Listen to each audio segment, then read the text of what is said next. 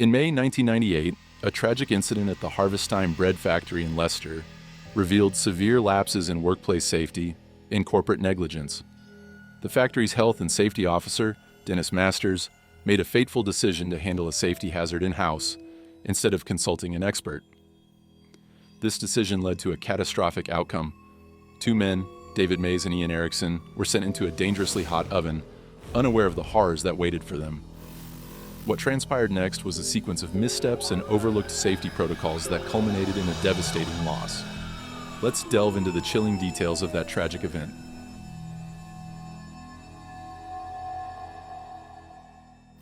The Harvest Time bread factory was owned by Fresha Bakeries, and it was a busy industrial site located in Leicester, England. It was a cornerstone of the local community as it provided employment to a significant number of residents and also supplied bread to major supermarkets. The factory specialized in large-scale bread production, a process that required meticulous coordination and rigorous safety protocols to ensure smooth operation and product quality. The factory itself was a vast, sprawling facility with 3 massive bread ovens that dominated the production floor. Each one was a long metal tunnel that stretched approximately 75 feet in length and 11 feet in width. These industrial ovens were essential for the bread-making process, maintaining high temperatures to ensure thorough baking. The bread dough was placed in tins on a conveyor belt, which moved slowly through the oven, taking approximately 17 minutes to travel from one end to the other. The ovens operated at a scorching 260 degrees Celsius, creating an intensely hot environment inside. On the day of the incident, the factory was operating as usual when suddenly, a grid inside one of the large bread ovens fell off the conveyor. This was a big issue, as the grid posed a risk of damaging the machinery if it got caught up. Instead of calling in specialists to handle the situation, though, the decision was made to address the problem internally. This decision was influenced by the desire to save time and money, as the specialist team required to dismantle and repair the oven would have been costly and taken longer to complete the task. Dennis Masters, the factory's health and safety officer and chief engineer, decided that the grid could be retrieved by the factory's own staff. He enlisted the help of Ian Erickson, a maintenance engineer with over 20 years of experience, and David Mays, a general maintenance man known for his lack of claustrophobia due to his experience in potholing. Both men were familiar with the factory's operations, but were not prepared for the perilous task they were about to do. Remember, the 75-foot-long metal tunnel operated at a blistering 260 degrees Celsius? The plan was to shut down the oven overnight to allow it to cool down so that the 2 men could enter it and retrieve the fallen grid. However, even this part of the plan was not followed correctly. On the night before the incident, the oven was supposed to be turned off to give it enough time to cool down. However, it remained operational until 9 a.m. the following morning, leaving it with only 2 hours to cool instead of the recommended 12 hours. To hasten the cooling process, large fans were set up to blast cold air through the oven. Despite these efforts, though, the interior of the oven remained dangerously hot. At 11 a.m., just 2 hours after the oven was turned off, David Mays and Ian Erickson were instructed to enter the oven. They were provided with walkie-talkies and wore thin protective suits with knee and elbow padding, all of which were inadequate for the extreme conditions they were about to face. The men crawled into the oven, intending to move along the conveyor belt to retrieve the grid.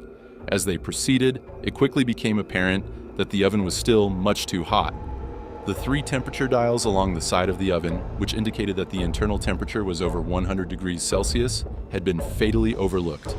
Within minutes of entering the oven, Erickson sent a panicked message over the walkie-talkie. It's too hot! Get us out of here! This is where everything went disastrously wrong. Their poor planning and lack of foresight set them up for the worst possible outcome. The oven's conveyor belt only moved in one direction, so even if they tried to crawl backward, the belt would still push them forward. This meant their only escape was to endure the searing inferno, passing through the oven's hottest core and emerging out the other side. Trapped inside the sweltering oven, both men struggled to reach the exit, but as they neared the end, a horrifying discovery struck their eyes. The exit clearance was only a mere 8 inches high, far too narrow for them to escape. With this crushing realization, their fate was sealed. Trapped inside the scorching oven, they lay helplessly baking, Doomed by their own oversight, factory workers desperately tried to widen the gap with crowbars and remove side panels, but it was too late. Ericsson's unconscious body reached the end of the conveyor belt, but struggled through the small clearance. Although he was able to scramble free eventually, Ericsson suffered extensive burns and died despite attempts to resuscitate him.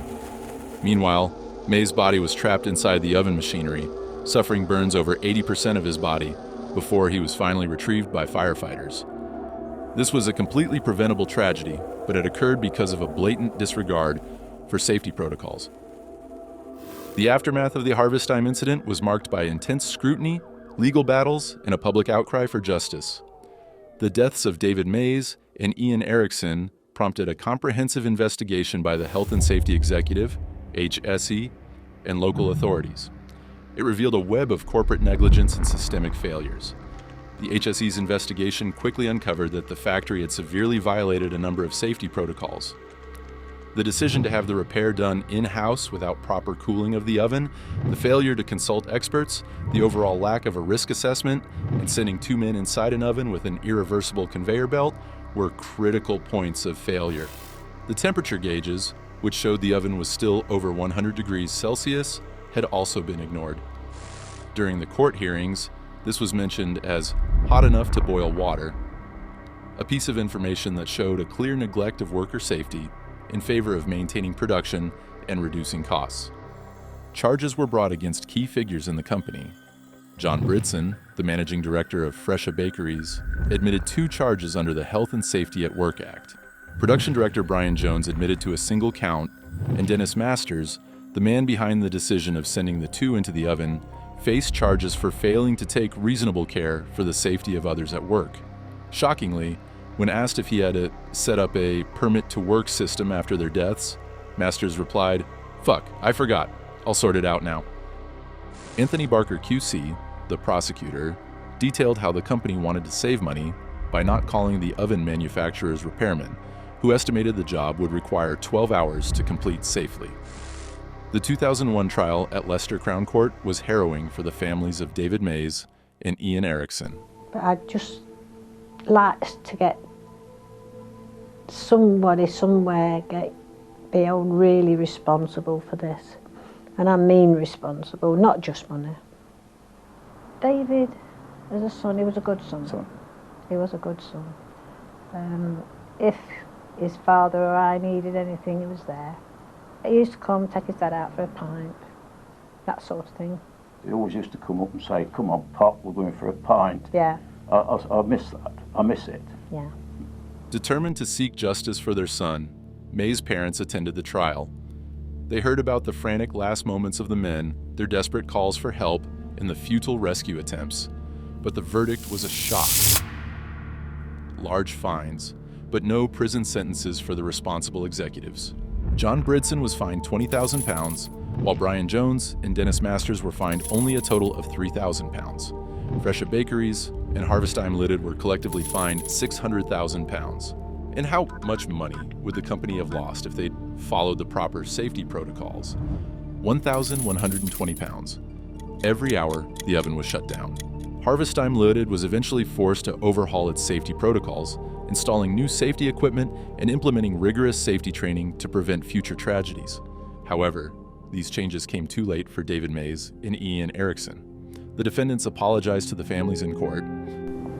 It took the bakery 3 years to publicly apologise, and they said after 3 years it sounded a bit Hollow. But it's over now. It's over. That's it, we can put him to rest.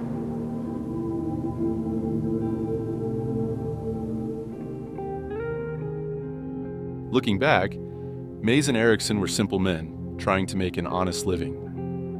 On the day of the tragedy, Erickson admitted that he wanted to get the job done fast so he could go home early and watch the FA Cup final with his 2 sons. Mays, on the other hand, told his friends the night before the fateful incident, "I have a challenge in the morning. I'm going for it. The money is good." The tragic deaths of David Mays and Ian Erickson highlight the extreme lengths to which corporations might go to cut costs, even at the expense of lives. The 2 men might have died a long time ago. But to the families and those who know their story, they will never be forgotten.